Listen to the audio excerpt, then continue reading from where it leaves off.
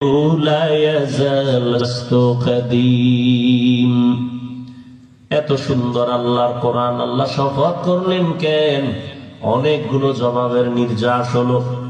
আল্লাহর কথা সবই সত্য, সবই গুরুত্বপূর্ণ, তবে কসমের কথাটা আর একটু গুরুত্ব বেশি বুঝাবার জন্য। 2 নাম্বার কথা হলো, আল্লাহ যেই জিনিসের উপরে শপথ করেছেন ওই জিনিসটা বড় মূল্যবান সম্পদ, এটাও বুঝাবার জন্য। যেমন আসমানের কসম করেছেন, আসমান বড় দামি একটা সম্পদ, বুঝাবার জন্য। জমিনের কসম করেছেন, জমিন একটা অমূল্য সম্পদ, বুঝাবার জন্য। 3-এর কসম করেছেন, 3 একটা দামি আল্লাহর বানানো ফল, এটা বুঝাবার জন্য। জৈতুন একটা দামি জিনিস, আল্লাহ বুঝাবার জন্য শপথ করেছেন। তুরে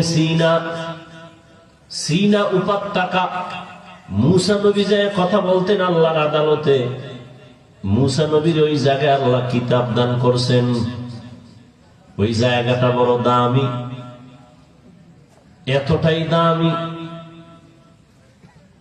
আল্লাহ বুঝাবার জন্য শপথ করেছেন। রাতের কসম করেছেন, রাত বড় অমূল্য সম্পদ।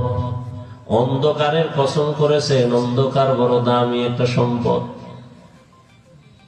দিনের